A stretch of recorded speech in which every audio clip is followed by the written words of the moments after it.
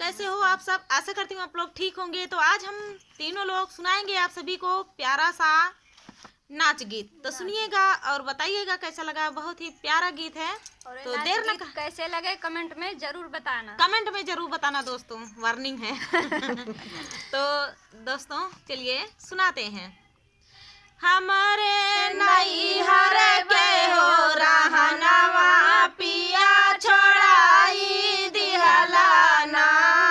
हमारे नैहर के हो रहनवा पिया छोड़ाई दिहलाना।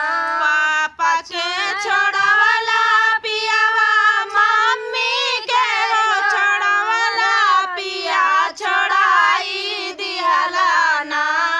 पिया छोड़ाई दिहलाना। हमारा प्यारा जैसन बीरनवा पिया छोड़ाई दिहलाना। हमारा प्यारा जैसन बीरनवा पिया छोड़ाई दिहलाना। हमारा नैहर के हो रहनवा पिया छोड़ाई दिहलाना। हमारे नैहर के हो रहनवा पिया छोड़ाई दिहलाना। चाचा मोर छोड़वला पियावा चाची के हो छोड़वला पिया छोड़ाई दिहलाना। पिया छोड़ाई दिहलाना। हमारे सीता जैसन बहिनिया पिया छोड़ाई दिहलाना। हमारे सीता जैसन बहिनिया पिया छोड़ाई दिहलाना। हमारे नैहर के हो रहनवा पिया छोड़ाई दिहलाना। हमारे नैहर के हो रहनवा पिया छोड़ाई दिहलाना।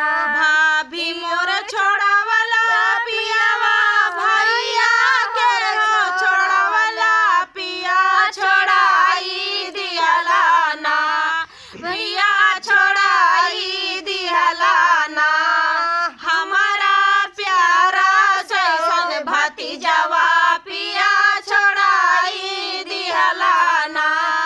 हमारा प्यारा जैसन भतीजवा पिया छोड़ाई दिहलाना।